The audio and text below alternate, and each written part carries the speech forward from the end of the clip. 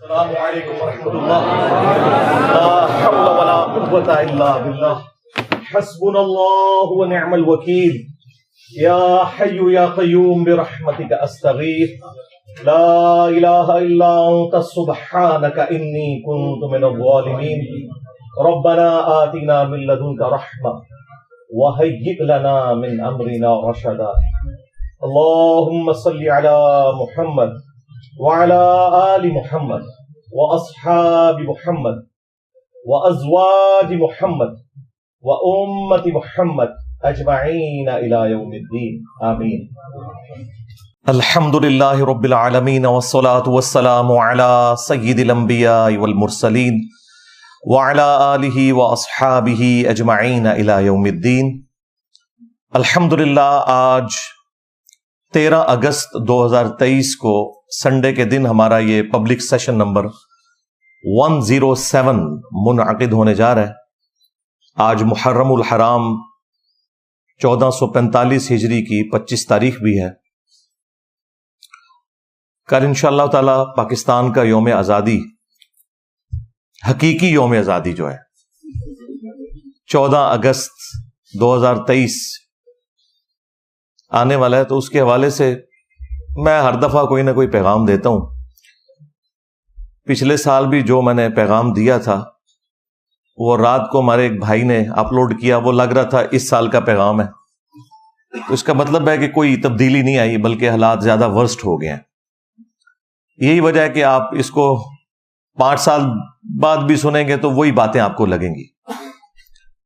جو میں نے پرابلم ہائی لائٹ کی تھی، بجائے اس کے کہ ہم خوشنما باتیں کر کے ایک دوسرے کو جھوٹی تسلیاں دے کر اٹھیں، ہمیں پرابلمز کو سمجھنا چاہیے.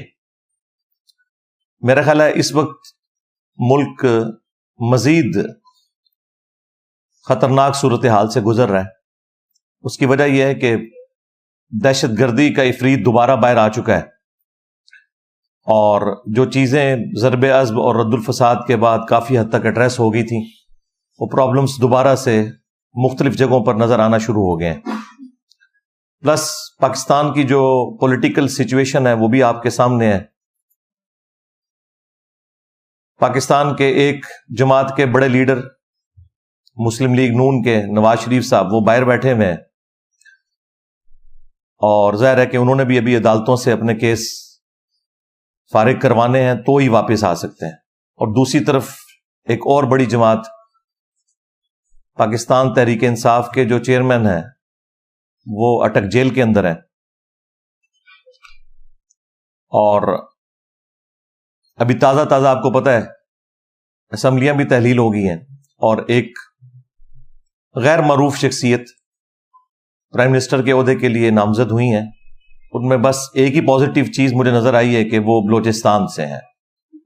ہم بھی یہ پہلے کہتے ہیں کہ چھوٹے صوبوں کو اہمیت دینی چاہیے، صرف پنجاب کی جاگیرداری نہیں ہونی چاہیے آرمی چیف کی پوسٹ کے اوپر یا چیف جسٹس کی پوسٹ کے اوپر یا پرائم منسٹر کی پوسٹ کے اوپر. تو یہ ایک اچھا ڈیسیژن اس اعتبار سے تو ہے. باقی ظاہر ہے کہ ان کی جو پولیٹیکل تھاٹس ہیں وہ ان کے پرانے بیانات کے ذریعے میڈیا کے اوپر آ چکی ہیں. تو ان سے صرف نظر کرتے ہوئے چلے مستقبل میں جس کام کے لیے انہیں بٹھایا گیا ہے وہ اس وعدے کو پورا کریں، اور ٹائم کے اوپر انتخابات ہوں جو کہ اب آفیشلی آئین کی ساری وہ شکوں کو استعمال کرتے ہوئے فروری 2024 تک لے گئے ہیں. میں تو اس پہ بھی بڑا خوش ہوں کہ اگر فروری یا مارچ 2024 کے اندر بھی الیکشن ہو جائیں، کیونکہ ہمارے دلوں میں تو وسوسے آتے ہیں کہ شاید کوئی یہ معاملہ لٹکانے والا ہو رہا ہے. تو لٹکانے سے تو فائدہ نہیں ہوگا، کیونکہ جن لوگوں کا عوام میں سٹیک نہیں ہے انہیں کوئی پرواہ نہیں ہوتی ملک کے ساتھ کیا ہو رہا ہے. جو پولیٹیکل لیڈرز ہوتے ہیں انہیں کم از کم اتنی شرم و حیا ہوتی ہے کہ ہم نے پبلک میں آ کے لوگوں کا سامنا کرنا ہے. تو ظاہر ہے کہ لوگ پھر ان کا انالیسس کرتے ہیں جو کچھ انہوں نے گورنمنٹ کے اندر رہ کے پرفارم کیا ہوتا ہے، تو لوگوں کے لیے جج کرنا آسان ہو جاتا ہے.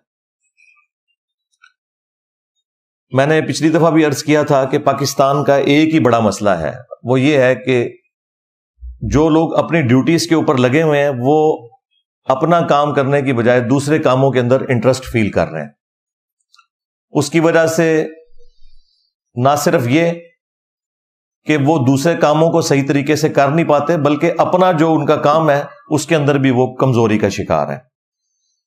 اگر ایک چیف جسٹس ہاسپٹل کے وزٹس کرنا شروع کر دے گا، ڈیم فنڈ بنانا شروع کر دے گا، اور اس چیز کی پرواہ نہیں کرے گا کہ لاکھوں کیسز اس کی عدالتوں میں رکھے میں، تو وہ ان کاموں کی طرف کیا توجہ دے گا؟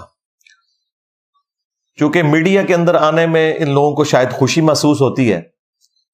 آپ پچھلے آلموسٹ 7-8 سال سے دیکھ لیں کہ ہمارا جو 9 بجے کا خبر نامہ ہے وہ عدالت نامہ بن چکا ہوا ہے. فلاں کو بیل مل گئی، فلاں کو ملنے والی ہے، فلاں کے اوپر فلاں کیس آ گیا، فلاں جج نے یہ ریمارکس دے دیے. آج ایک پولیٹیکل جماعت کا لیڈر کوئی بات کرتا ہے، اگلے دن عدالت سے اس کا ریبٹل آتا ہے. حالانکہ ججز کا کوئی کام نہیں ہے کہ وہ کسی بھی سٹیٹمنٹ کے اوپر ریبٹل کریں، سوائے اس کے کہ جس کام کے لیے وہ بیٹھے ہوئے ہیں.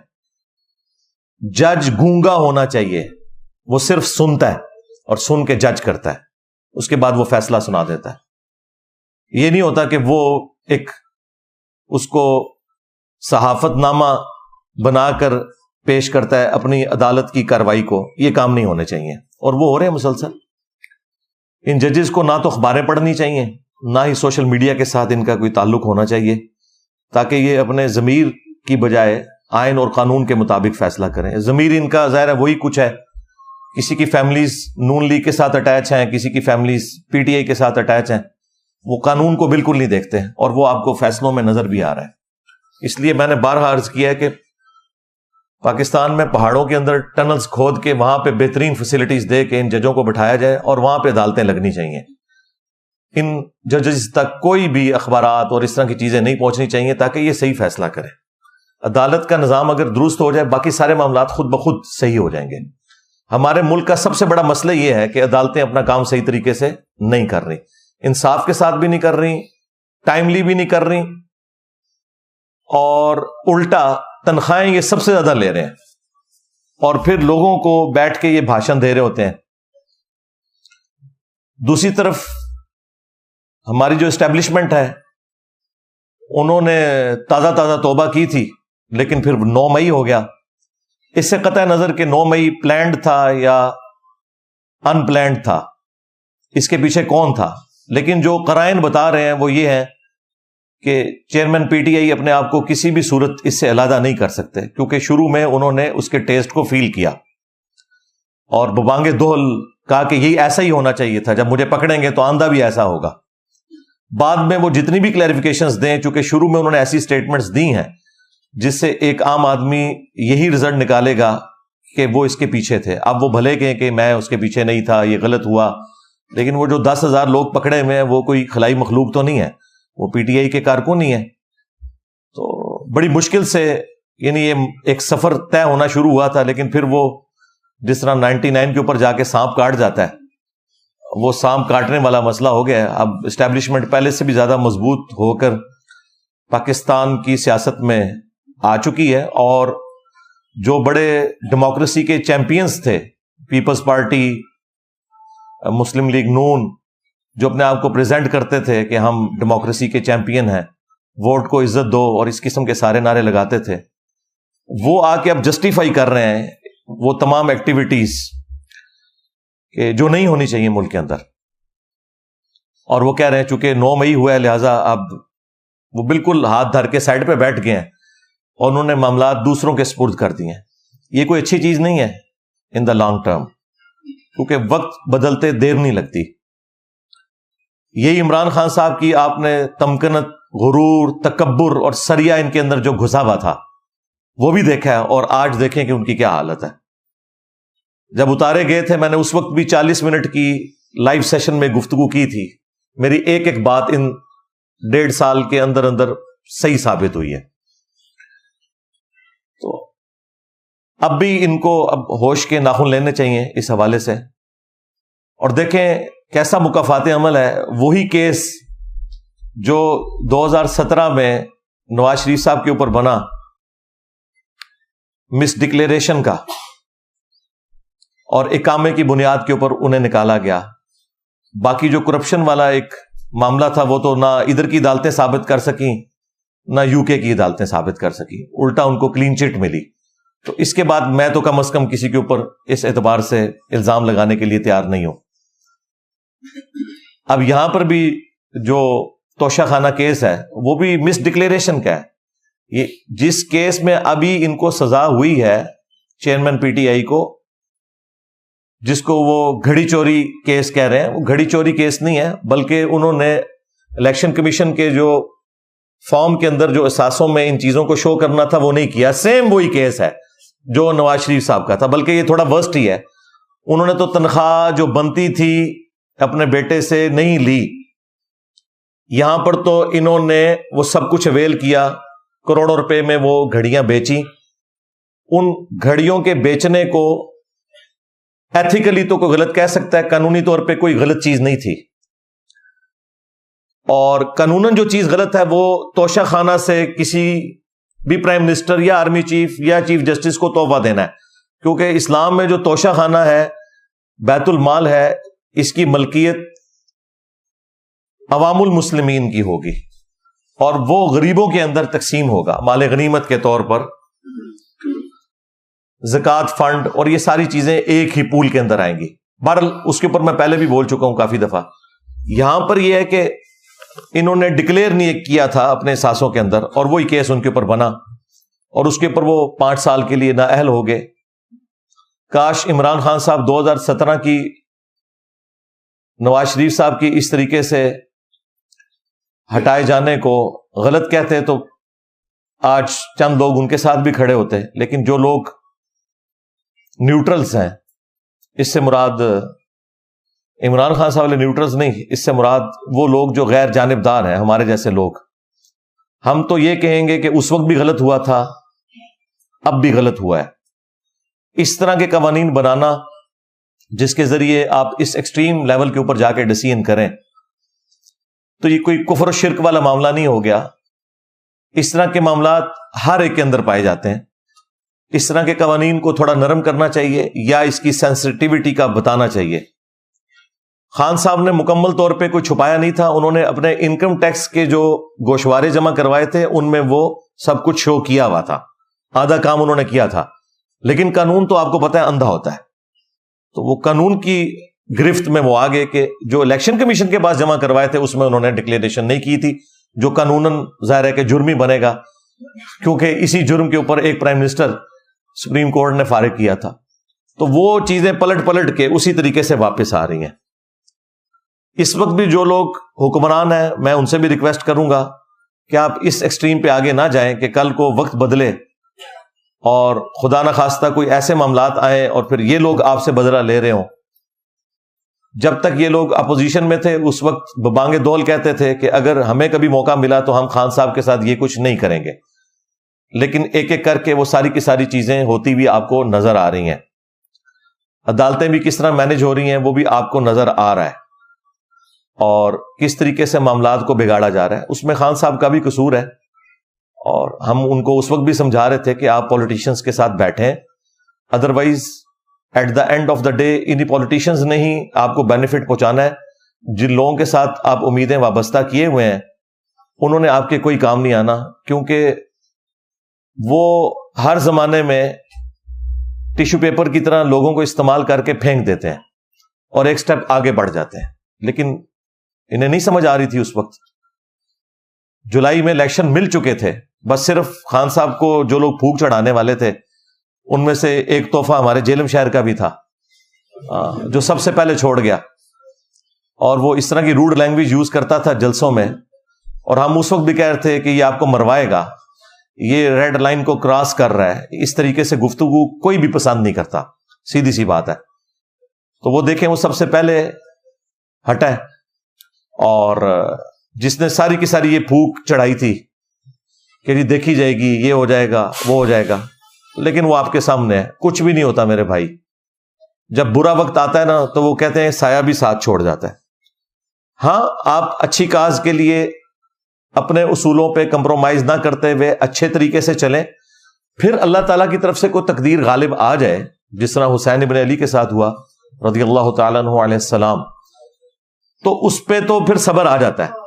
لیکن جب آپ غلط معاملات کو غلط طریقے سے لوگوں کے سامنے پریزنٹ کرتے ہوئے چلیں, پھر ظاہر ہے کہ آپ کے ساتھ کوئی اس طرح کی ہمدردی والا لیول پہ جا کے ہم ہمدردی نہیں کر سکتے, سوائے اس کے کہ ہم آپ کے مخالفین کو یہ سمجھائیں کہ جو کچھ آپ کے ساتھ ہوا تھا وہ کچھ آپ اپنے مخالفین کے ساتھ نہ کریں.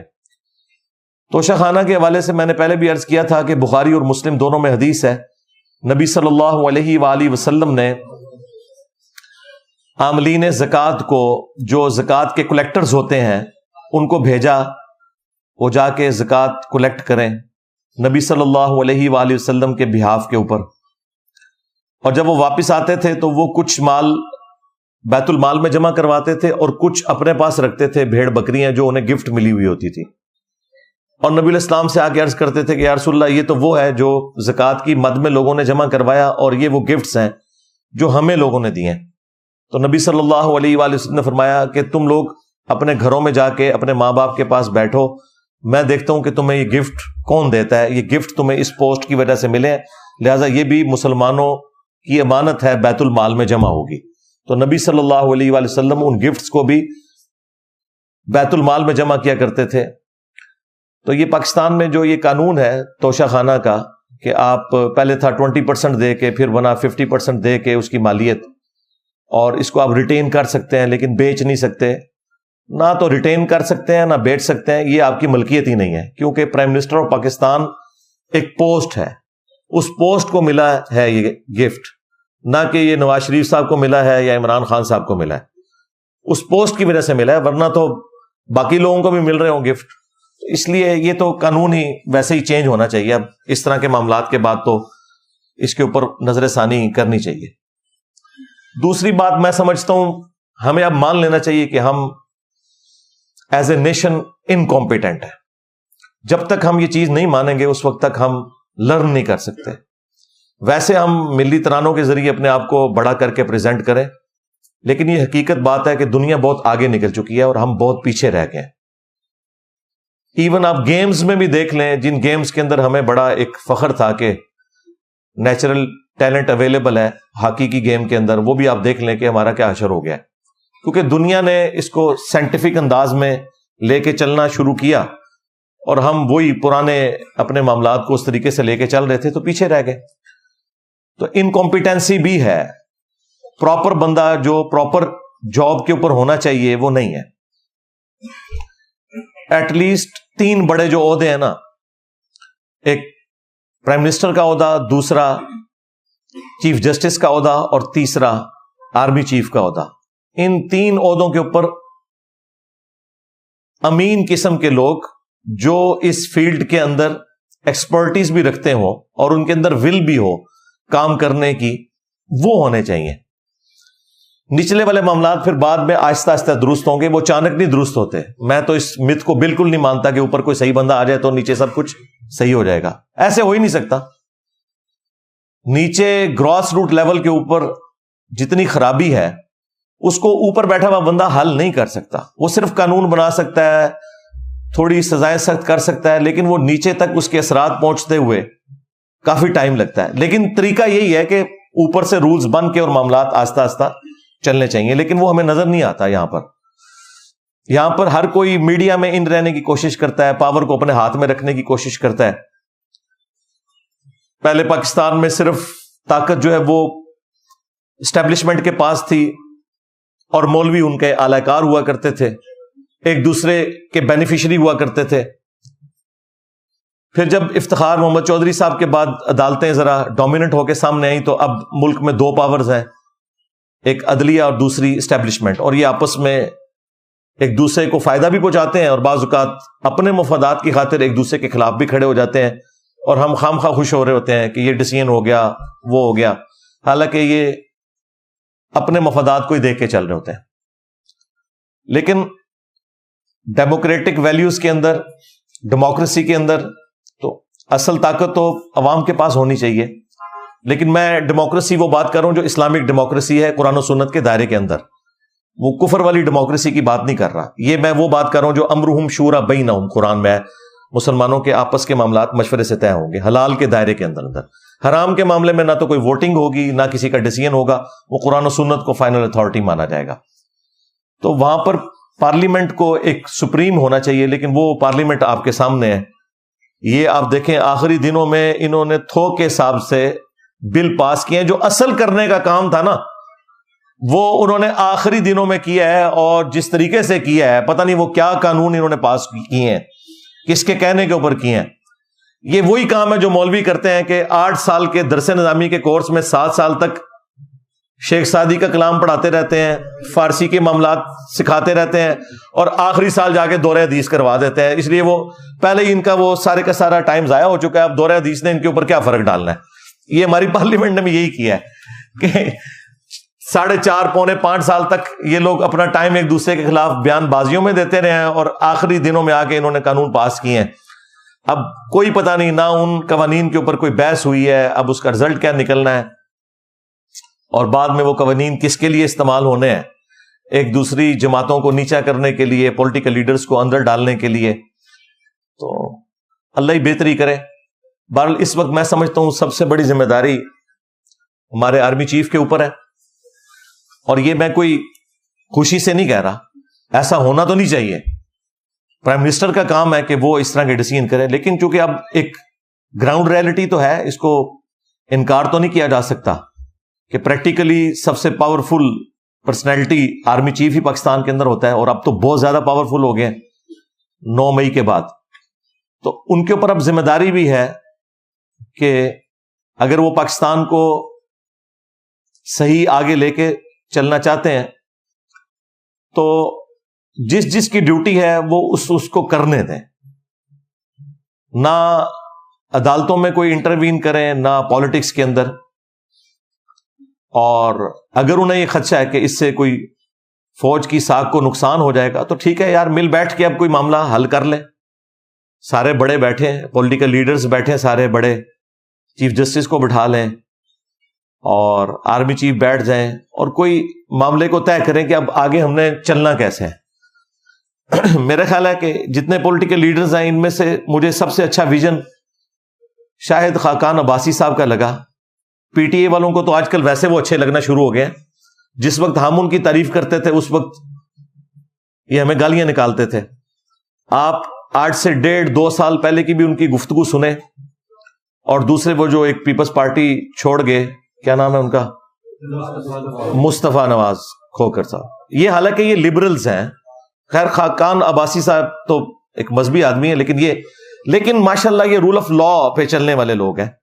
یہ جو باتیں کر رہے ہیں, میں ان کے کاموں کی بات نہیں کر رہا, ہاں وہ باتیں ماشاءاللہ بہت اچھی کر رہے ہیں.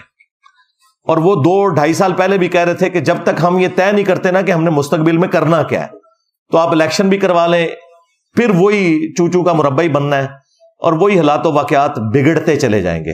اور یہ میں ان کو سیکنڈ کرتا ہوں کہ بالکل انہوں نے ٹھیک کہا تھا. جب تک, یعنی اب وہ ایک مثال سمجھانے کے لیے دی جاتی ہے کہ جب تک کتے کو کنویں سے نہ نکالیں تو 20 ڈول نکالنے کیا, آپ 2000 ڈول بھی نکال لیں تب بھی وہ پانی پاک نہیں ہوگا. تو یہ اصل جو ایشوز ہیں ان کو ایڈریس کیا جائے. ہماری انکمپیٹنسی کا مسئلہ ہے, یہ ہمیں ماننا چاہیے. اور خبروں میں رہنے کا شوق, اس کی وجہ سے دوسرے کے کاموں میں جا کے لچ فرائی کرنا, یعنی کہ لچ تلنا, تو یہ ساری کی ساری چیزیں اس وقت اس نے پوری قوم کو پریشان کیا ہوا ہے. سیدھی سی بات ہے. اب 14 اگست کے اوپر آپ دیکھیں جس طریقے سے ایک غیر اعلانیہ ایک خاص پولیٹیکل جماعت کا کریک ڈاؤن کیا جا رہا ہے, اس طرح کرنے سے کوئی مسئلے حل تو نہیں ہونے. اور دیکھیں, میں اگر اس جماعت کی فیور میں بات کر رہا ہوں تو سب سے زیادہ کرٹک بھی میں اس جماعت کا رہا ہوں, ان کے چیئرمین کا رہا ہوں. سوائے ان چند باتوں میں جو اچھی تھی میں سپورٹ بھی کرتا تھا. تو اب بھی میں یہ بات کروں گا کہ یہ کوئی طریقہ نہیں ہے. اس طرح کرنے سے پرابلمز حل نہیں ہونے, مزید بگڑیں گے. کیونکہ جب آپ پولیٹیکل لیڈرز کو اس طرح اندر کرتے ہیں تو آپ ان کی پولیٹیکل تھاٹس تو بدل نہیں سکتے, کیونکہ ان کے لیے سب کچھ وہی ہوتا ہے. عمران خان صاحب 1000 یو ٹرنز لے لیں, لیکن یہ یو ٹرن وہ نہیں لیں گے کہ ملک چھوڑ کے چلے جائیں. یہ ایک ہی چیز بچی ہے جس کے اوپر وہ قائم ہے. باقی تو اللہ کے فضل سے جو بھی انہوں نے بات کی 180 ڈگری اس کے چلے. ہاں یو ٹرن کے نام کے اوپر ہم تو اس کو غلط سمجھتے ہیں. لیڈر کی زبان پکی ہونی چاہیے. لیکن یہ میں آپ کو بتا دوں کہ یہ ایک ایسی چیز ہے, اگر یہ اس سے پیچھے ہٹیں گے نا تو پھر ان کا ساتھ کوئی بھی ان کا محبت کرنے والا اٹیچ نہیں رہے گا. لہٰذا یہ تو آپ چیز بھول جائیں کہ وہ ملک چھوڑ کے جائیں گے. انہوں نے ادھر ہی رہنا ہے, چاہے جیل کے اندر رہیں چاہے باہر رہیں, ہاؤس اریسٹ ہو کے, ملک تو وہ نہیں چھوڑیں گے. لہٰذا اس طرح کی کوئی کوشش کرنا تو یہ تو غلط چیز ہے.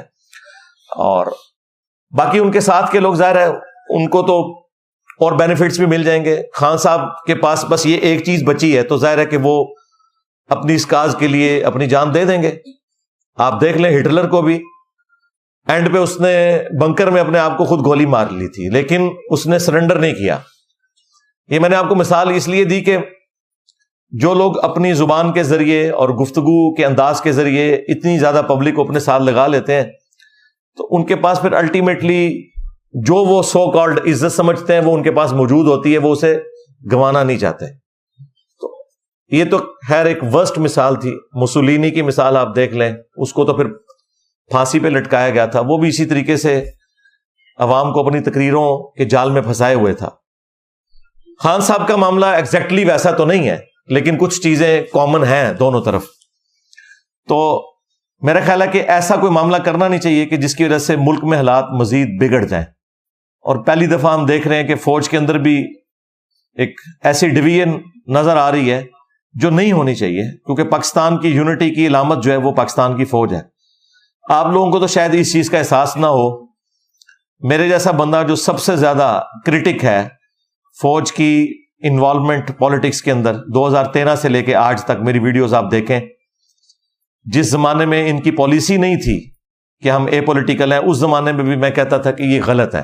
اب تو وہ خود کہتے ہیں ہمیں پالیٹکس میں نہیں آنا چاہیے, اگرچہ وہ مکمل طور پہ اپنے آپ کو نکال بھی نہیں پا رہے مجبوری کی وجہ سے. اور 9 مئی تو ان کے ہاتھ میں ایک ہتھیار آ گیا. تو میں اس وقت بھی یہ کہتا تھا, لیکن ایک بات آپ لوگ سمجھ لیں کہ پاکستان میں اگر سب سے آرگنائز کوئی ادارہ ہے جو پاکستان کی یونٹی کی علامت ہے تو وہ فوج ہی ہے. اس چیز کا احساس جو لوگ باہر ہیں ان کو تو نہیں ہوگا, جو اندر ہیں ان کو اس چیز کا احساس ہے کہ پاکستان میں کراچی سے لے کر خیبر پختونخوا تک یا بلوچستان کے آپ سرحدی علاقوں میں چلے جائیں, سب جگہ پہ اگر کوئی کامن بانڈ ہے نا پاکستان کی نیشن کا تو وہ فوج ہے. کیونکہ سیکیورٹی کو فوج دیکھ رہی ہوتی ہے. پاکستان کے ایٹامک انرجی کے اداروں کی ساری سیکیورٹی فوج کے پاس ہے. پاکستان کا سارا سینسٹیو اسلحہ فوج سیکیورٹی کو دیکھ رہی ہوتی ہے. ایون ہماری جو سائٹس کے اندر بھی سیکیورٹی ہے وہ بھی فوج کے پاس ہوتی ہے, اور بڑی مشقت والی زندگی وہ گزار رہے ہوتے ہیں. پورا دن سخت گرمیوں کے اندر آپ پہاڑوں کے اندر جہاں پہ ہیومیڈیٹی کا لیول بھی بہت زیادہ ہو, اور آپ پوسٹوں کے اوپر بیٹھ کے اے سی والے کمروں میں نہیں, عام پوسٹوں پہ بیٹھ کے پورا دن ڈیوٹی کریں, اور جب تھکے ہارے رات کو اپنے کمرے کے اندر آئیں تو اس کمرے سے کبھی کوئی سانپ نکل رہا ہو, کوئی بچھو نکل رہا ہو, تو یہ تو نارمل ہے. یہ تو چیزیں میں نے خود آبزرو کی ہیں, میں نے بھی سائٹس پہ کئی دفعہ راتیں کاٹی ہیں. ہم تو چونکہ آفیسر رینک کے تھے, ہم تو ریسٹ ہاؤسز کے اندر ٹھہرتے تھے, لیکن مسجد میں تو ملاقات ہو جاتی تھی, تو اس طرح کی ساری باتیں پتہ چلتی تھی کہ آج ہمارے ڈرائیورز کے روم سے بھی سانپ نکل آیا, فوجیوں کے اس کمرے سے بھی نکل آیا.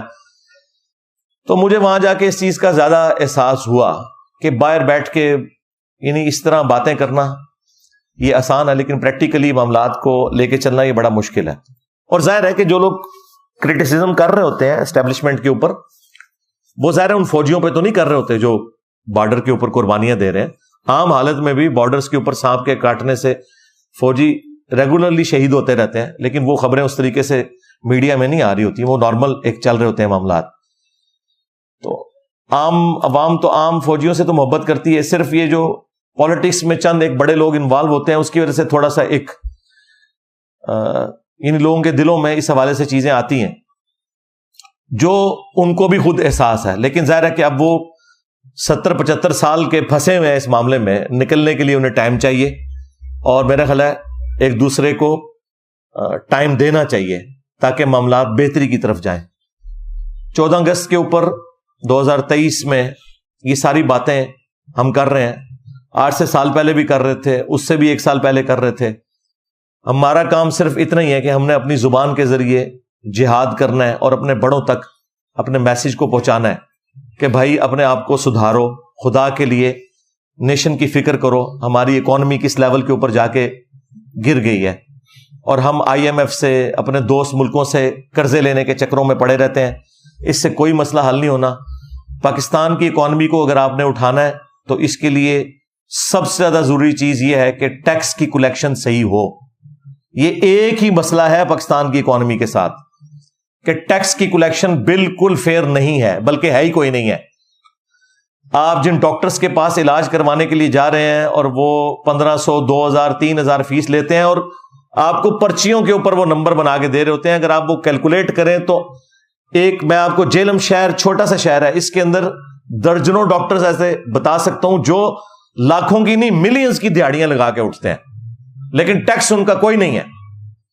ٹیکس بیچارہ صرف سرکاری ملازم دے رہا ہے, یا ایک عام غریب آدمی جب پیٹرول بھرواتا ہے تو اس سے زبردستی وہ ٹیکس لے لیا جاتا ہے پیٹرول کی مد میں یا صابن کی ٹکیا کے اوپر, جو انڈائریکٹ ٹیکسز ہیں سیلز ٹیکس کی فارم میں. باقی جو یہ بڑے لوگ ہیں جن سے ٹیکس کلیکٹ ہونے چاہیے, وہ تو آپ نے شبر زیدی کا انٹرویو شاہ زیب خان زادہ کے ساتھ سن لیا. میرا خیال ہے وہ ایک انٹرویو نا پوری پاکستانی نیشن کو دیکھنا چاہیے تاکہ انہیں پتا چلے کہ آپ کا پرابلم کیا ہے. کہ سارے پولیٹیشنز ایک ہیں ٹیکس چوری کرنے کے معاملے میں, خواہ وہ PTI سے تعلق رکھتے ہیں, خواہ وہ مسلم لیگ سے تعلق رکھتے ہیں, خواہ پیپلز پارٹی سے. گورنمنٹ کسی کی بھی ہو, جب بھی ٹیکس لگنے شروع ہوتے ہیں تو یہ سارے اکٹھے ہو کے پہنچ جاتے ہیں. اور وہ شبر زیدی صاحب تو خود چیئرمین PTI کے بڑے چاہنے والے بھی ہیں, اسٹیبلشمنٹ کے بھی بندے ہیں, ان کے بھی چاہنے والے ہیں. لیکن انہوں نے جو باتیں کی ہیں نا وہ بڑی لاجیکل فٹ ان بیٹھتی ہیں. اس وقت کے اگر آپ بیانات نکال کے دیکھیں اس میں انہوں نے خان صاحب کی تعریفیں بھی کی ہیں, لیکن جو خان صاحب کمپرومائز کرتے تھے معاملات میں اس کو بھی انہوں نے ایڈریس کیا. اور جو ایکس آرمی چیف تھے باجوہ صاحب, ان کا بھی ذکر کیا کہ انہوں نے فل سپورٹ کیا, لیکن جب DHA کے اوپر ٹیکسز کی باری آئی تو انہوں نے کہا یار ہاتھ اولا رکھ, میرے بندے میں تو وچ کر رہا میں. تو بس وہی بات ہے کہ ہر بندے دے وچ اپنے فالوورز آ جاندے نے. ہاں, یہ فالوورز بہت خطرناک ہوتے ہیں, بلکہ خطرے ناک ہوتے ہیں. تو پاکستان کا سب سے بڑا مسئلہ ٹیکس کلیکشن ہے. یہ ٹیکس کلیکشن نہیں ہوگی, آپ جتنے مرضی قرضے لے لیں, جو مرضی کر لیں, آپ کی اکانومی نہیں اٹھنی, کیونکہ یہاں پہ لوگ کمائی کر رہے ہیں لیکن ملک کو دے کچھ نہیں رہے. اور پھر کہتے ہیں جی ملک نے ہمیں کیا دیا ہے. مجھے 3-4 دن پہلے ہمارے ایک ٹیم ممبر میں سے بھائی تھے, تو میں نے یہ وہ جھنڈا لگایا ہوا پاکستان کا, تو مجھے کہتے ہیں میں نے بھی خریدا ہوا لیکن میں نے سائڈ پہ رکھ دیا ہے, اس ملک نے ہمیں دیا ہی کیا ہے. میں نے کہا یار یہ ملک کو پوچھنا چاہیے کہ تم نے ہمیں کیا دیا ہے. ملک نے تو وہ کچھ آپ کو دیا ہے کہ جو آپ سوچ نہیں سکتے. یعنی میں آج اس ایک بڑے منصب کے اوپر اللہ تعالیٰ نے مجھے پہنچایا ہے. صدیوں میں بہت کم لوگ ہیں جن کو اس لیول کا عروج ملتا ہے. تو ظاہر ہے سب کچھ میں نے ادھر سے ہی حاصل کیا ہے, ادھر ہی میری تعلیم ہوئی ہے, ادھر سے ہی میں نے سب کچھ سیکھا ہے, سب کچھ لرن کیا ہے. میں باہر کے کسی ملک سے تو پڑھ کے نہیں آیا, میری جتنی ایجوکیشن ہے وہ ملک کے اندر ہے. تو ہم نے دیکھنا ہے کہ ہم نے ملک کو کیا دیا ہے. کیا ہم ٹیکس دے رہے ہیں پورا؟ تو بالکل نہیں, سوائے وہ فورن کمپنیاں جو یہاں کے کاروبار کر رہی ہیں, اور وہ بھی صرف گوروں کے سسٹم کی وجہ سے اس کو فالو کرتے ہوئے وہ ٹیکس دے رہی ہیں. باقی یہاں کی لوکل کمپنیاں یا لوکل جو برانڈز ہیں وہ کیا آپ کو ٹیکس دے رہے ہیں. KFC والے آپ کو ٹھیک ہے وہ چٹ نکال کے دیں گے ہر چیز کی, وہ ایک پورا ریکارڈ بن رہا ہے, وہ ٹیکس ان کا جاتا ہے گورنمنٹ کے کھاتے میں. لیکن کیا یہی کچھ باقی کمپنیاں بھی کر رہی ہوتی ہیں؟ آپ کے یہاں تو پاکستان کے آلموسٹ سارے شہروں سے دور دراز سے بھی لوگ آئے ہوئے ہیں. آپ دیکھیں کہ آپ کے شہروں میں سویٹس کی کوئی دکان ہوگی, ہاسپٹلز ہوں گے پرائیویٹ, اسی طریقے سے یہ کھانے پینے کی جو دکانیں ہیں, یہ فلودہ, آئس کریم, جو ملینز کی دہاڑیاں لگا کے اٹھتے ہیں, جو بڑے بڑے ہیں, آپ دیکھیں ان کا کوئی ریکارڈ موجود نہیں ہے. آپ پیسے دیتے ہیں اور چیز لے لیتے ہیں, کوئی آپ کو بل نہیں پکڑاتے, یا کوئی دے گا بھی تو بل نہیں ہوتا, ایک پرچی کے اوپر لکھ دیتے ہیں یہ ٹوکن نمبر, اور وہ ٹوکن نمبر بھی ایسا نہیں ہے کہ اس کا کوئی ریکارڈ ہے پیچھے. نہیں, وہ جب وہ ریکارڈ ہی نہیں ہے تو وہ کہاں سے ٹیکس دیں گے میرے بھائی؟ کھا رہے اسی ملک سے ہیں, اور پھر کہتے ہیں کہ ملک نے دیا کیا ہے. ملک نے یہ دیا ہے کہ آپ آزادی کے ساتھ یہاں کاروبار کر رہے ہیں. آج پاکستان کی پولیس عدلیہ فوج ختم کر دیں تو مجھے یہاں پہ کوئی دکان بھی کھول کے بتائے. یہ آپ جو آزادی سے دکان کھول کے صبح کے وقت سے لے کے شام تک پاکستانیوں سے پیسے لوٹتے ہیں کاروبار کی شکل میں اور ٹیکس نہیں ادا کرتے, اور آپ کہتے ہیں ملک نے کیا دیا ہے؟ ملک نے یہ دیا ہے کہ آپ آزادی سے کر رہے ہیں, ادروائز ہر دکاندار کو اپنے 10 باڈی گارڈ رکھنے پڑے, ان کے پیسے دینے پڑے. پھر ملک نے یہ دیا ہے کہ آپ گھر سے جس سڑک پہ ڈرائیو کر کے اپنی شاپ پہ آتے ہیں, یہ سڑک بھی ملک نے آپ کو دی ہوئی ہے. تو یہ سارے کے سارے معاملات ٹیکسز کے ذریعے چلتے ہیں نا. پولیس کا نظام, عدلیہ کا نظام, سرکاری جتنے بھی ملازمین ہیں ان کی تنخواہیں کس نے دینی ہے؟ ٹیکسز کے ذریعے ہوں گی, کیونکہ ہم فیسلٹیز اویل کر رہے ہیں نا, تو اس کے اگینسٹ ہم نے ٹیکس تو دینا ہے. آج بھی یہ جو وابڈا آپ کو بجلی دے رہا ہے, یعنی ان کو آلموسٹ 40-50 روپے کا ایک یونٹ پڑ رہا ہے. ظاہر ہے کہ وہ تیل سے بجلی بنا رہے ہیں, لیکن آپ کو وہ دے رہے ہوتے ہیں 20 روپے, 22 روپے, 25 روپے, اور ہم کہتے ہیں جی ریٹ چڑھ گیا. ریٹ ابھی بھی جو چڑھ رہا ہے نا, ابھی بھی ہر یونٹ میں 15 سے 20 روپے گورنمنٹ ڈالتی ہے, تب جا کے آپ کو 25 روپے کا وہ یونٹ پڑتا ہے. ظاہر ہے ہمارے ساتھ ایک مسئلہ ہے, غریب ملک ہے, ہم نے جس ٹائم کے اوپر کوئی کام کرنے تھے وہ نہیں کیے ہوئے, ڈیمز ہم نے نہیں بنائے ہوئے. ہماری ریلوے کا حال بھی آپ کے سامنے ہے, لوگوں نے اپنے ذاتی سروسز کی خاطر ریلوے کا بیڑا غرق کر دیا, ورنہ اتنے بڑے لیول کی جو تجارت ہے وہ تو ریلوے کے ذریعے ہونی چاہیے, جو آج پرائیویٹ ہو رہی ہے. تو کوئی ایک مسئلہ تو ہمارے ساتھ نہیں جڑا ہوا. تو سب سے بڑا ایشو یہ ہے کہ یہ لوگ ٹیکس نہیں دیتے. جب تک ٹیکس جمع نہیں ہوگا اس ملک کا کچھ نہیں بننا. یہ میری بات آپ نے یاد رکھنی ہے. پاکستان کا صرف ایک علاج ہے کہ ٹیکس ہو. باہر کے ملکوں کی آپ مثالیں دیتے ہیں, 100 روپے کماتے ہیں تو 40 روپے ٹیکس دیتے ہیں. 100 روپے میں 40 روپے, اور یہاں پہ لوگ 1 روپیہ بھی ٹیکس نہیں دیتے. وہ آٹے میں نمک بھی نہیں جو وہ دے رہے ہیں, جو ان کی ایک دن کی کمائی ہے نا, یہ بھی یہ نہیں دیتے ٹیکس کی مد میں, اور 365 دن یہ کماتے ہیں. اور سارے آپ اداروں میں بھی دیکھ لیں, اسی طریقے سے یہ سارے معاملات پھر ٹریگر کرتے چلے جاتے ہیں.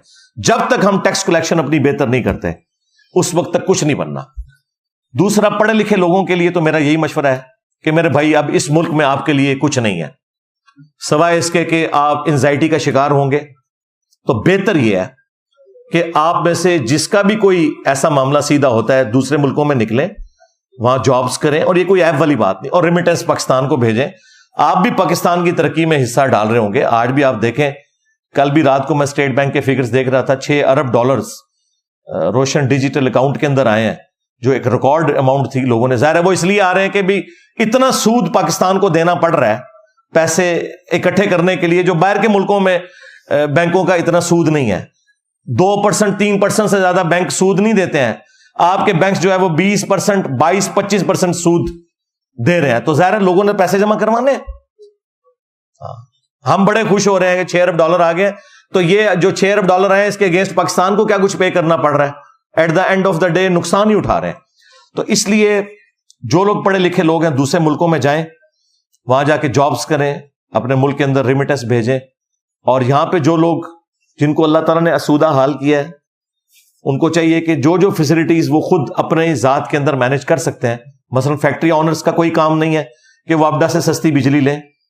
ان کو چاہیے اپنے سولر پلانٹس لگائیں اور بجلی اپنی خود پروڈیوس کریں. پاکستان خوش نصیب ملکوں میں سے ہے جہاں 330 دن سورج نکلتا ہے. اس لیے میں نے سولر کے اوپر اتنی تفصیلی ویڈیو ریکارڈ کروائی تھی. اس میں نے DHA, barrier town, city housing اور باقی اسکیمز کو میں نے یہ کہا تھا کہ آپ لوگوں کے پاس وہ لوگ آ کے رہ رہے ہیں جن کے پلاٹس ہی کروڑوں میں ہیں. اگر وہ 20-25 لاکھ روپیہ, 30 لاکھ روپیہ لگا دیتے ہیں سولر سسٹم کے اوپر 8 kVA کا یا 10 kVA کا, تو نہ صرف ان کے لیے فائدہ مند ہے بلکہ غریب لوگوں کو بجلی سستی ملے گی, کیونکہ وہ یونٹس جو انہوں نے استعمال کرنے تھے اب وہ غریب لوگوں تک پہنچیں گے. پاکستان کے پاس بجلی کی کیپیسٹی ہے 2050 تک کی. آپ کو پتہ ہے لوڈ شیڈنگ اس لیے ہو رہی ہے کہ ہمارے پاس تیل نہیں ہے جس کے ذریعے ہم بجلی پروڈیوس کر سکیں. ہمارا مسئلہ سستی بجلی ہے. ہمارے پاس پلانٹس موجود ہیں. آج آپ تیل مفت کہیں سے لیں تو بجلی سرپلس ہے. اتنے پلانٹس ہم لگا چکے ہیں, لیکن اس کو چلانے کے لیے ہمارے پاس تیل نہیں ہے. یہ اصل مسئلہ ہے ہمارا. تو وہ تو کبھی بھی حل نہیں ہونا. اس لیے ابھی یہ جو پرائم منسٹر نے 1 لاکھ ٹیوب ویلز سولر کے اوپر شفٹ کرنے کا اعلان کیا ہے. اللہ کرے سب کو مل جائیں, یہ بہت اچھا ڈیسیژن ہے. 25 سال کے لیے کم از کم 1 لاکھ ٹیوب ویل جو ہے وہ بجلی تو یوز نہیں کریں گے. انڈیا آپ کے پڑوسی ملک میں ایک صرف سولر انہوں نے پلانٹ لگایا ہے بہت بڑی زمین کے ایریا کے اوپر, جس کی کیپیسٹی 22,000 میگا واٹ ہے. یعنی پاکستان پورا جتنا بجلی استعمال کرتا ہے نا, وہ ایک سولر کے ان کے سسٹم سے اچیو ہو رہی ہے. ہاں تو دیکھیں ادھر بھی تو یہ سارے معاملات ہو رہے ہیں, وہاں پہ بھی کرپشن ہے, وہاں پہ بھی پولیٹیکل لیڈرز کھاتے ہیں, لیکن ملک کے اوپر لگاتے بھی ہیں. لیکن کم از کم وہاں پر لوگ اپنا اپنا کام کافی حد تک کر رہے ہیں. فوج پالیٹکس میں اتنی دخل نہیں دیتی, عدلیہ بھی اپنا کام کرتی ہے. ٹھیک ہے کمزوریاں وہاں پہ بھی ہیں, لیکن یہاں پہ تو بہت بڑے لیول کی کمزوریاں ہیں. تو یہ 14 اگست کا میرا پیغام تھا اپنے بڑوں کے لیے بھی, چھوٹوں کے لیے بھی, عوام الناس کے لیے بھی, کہ اپنے اوپر نظر ڈالیں. اور یہ جو میڈیا کے اندر ایک دوسرے کو ڈی فیم کرنے کے لیے سوشل میڈیا کے اوپر اس طرح کی پوسٹیں لگانا, گالی گلوچ کرنا, اداروں کے خلاف کرنا یا پولیٹیکل لیڈرز کے خلاف کرنا, یہ بالکل غلط ہے. سب ہمارے ہیں, ٹھیک ہے ڈیویٹ ہو گئے, ہم ان کی اصلاح کی کوشش کریں گے, ان کے لیے دعا کریں گے. اور آخر میں پوری پاکستانی نیشن کو بالخصوص اور باقی امت کو بالعموم 14 اگست 2023 کی مبارک دوں گا, اور سب سے ریکویسٹ کروں گا کہ اللہ کے حضور دعا کریں کہ اللہ تعالیٰ پاکستان کے لیے آسانیاں فرمائے. بلکہ میرا خیال ہے اس موقع پہ ہمیں دعا بھی کرنی چاہیے. اللہم انی اسألک بانک انت اللہ لا الہ الا انت الاحد الصمد الذی لم یلد ولم یولد ولم یکن لہ کفوا احد والہکم الہ واحد لا الہ الا هو الرحمن الرحیم الف لام میم اللہ لا الہ الا هو الحی القیوم اللہم صلی علی محمد وعلی آل محمد اللہم ربنا آتنا فی الدنیا حسنہ وفی الآخرة حسنة وقنا عذاب النار ربنا آتنا من لدنک رحمہ وہیئ لنا من امرنا رشدا اللہم احسن عاقبتنا فی الامور کلہا واجرنا من خزی الدنیا وعذاب الآخرہ. اے اللہ ہمارے ماں باپ کی, ہمارے بیوی بچوں کی, پوری امت کی تمام دینی دنیاوی جسمانی روحانی ظاہری باطنی پریشانیاں تکلیف مصیبتیں دکھ بیماریاں دشواریاں دور فرما. اے اللہ ہمارے ملک پاکستان کی خیر فرما, اندرونی اور بیرونی خطرات سے محفوظ فرما, پورے عالم اسلام کی خیر فرما, بالخصوص چائنا میں, انڈیا میں, کشمیر میں, فلسطین میں, یمن میں, عراق میں, شام میں, افغانستان میں, پاکستان میں, جہاں کہیں بھی مسلمان قسم پرسی کی زندگی گزار رہے ہیں, غیب سے ان کی عزت آبرو جان و مال کی حفاظت فرما. اے اللہ ہمارے ملک پاکستان کو دن دگنی رات چوگنی ترقی عطا فرما. اے اللہ یہ مشکلات جو مسلسل سٹارٹ سے ہی ہمارے ساتھ اٹیچ ہیں, اے اللہ ان مشکلات کا خاتمہ فرما. اے اللہ اصلاح کی کوئی راہ نکال دے, ہمارے آنے والی نسلوں کا مستقبل اس ملک کے اندر بہتر ہو جائے. اے اللہ حاضرین کے دلوں میں نیک اور جائز جو دعائیں ہیں قبول فرما. اے اللہ حاضرین کے جو چھوٹے بڑے رشتہ دار فوت ہو چکے ان کی مغفرت فرما, جو بیمار ہیں انہیں شفاء کلی عطا فرما. یہ تمام دعائیں تمام دنیا کے مسلمانوں کے حق میں قبول و منظور فرما. جن جن بھلائیوں کا سوال تیرے محبوب صلی اللہ علیہ وآلہ وسلم نے تجھ سے کیا, تمام مسلمانوں کے حق میں قبول و منظور فرما. جن جن چیزوں کے شر سے تیرے محبوب صلی اللہ علیہ وآلہ وسلم نے تیری پناہ طلب کی, تمام مسلمانوں کو ان چیزوں کے شر سے اپنی پناہ عطا فرما. سبحان ربک رب العزت عما یصفون وسلام علی المرسلین والحمد للہ رب العالمین وصلی اللہ علی النبی الکریم وعلی آلہ واصحابہ اجمعین الی یوم الدین. آمین.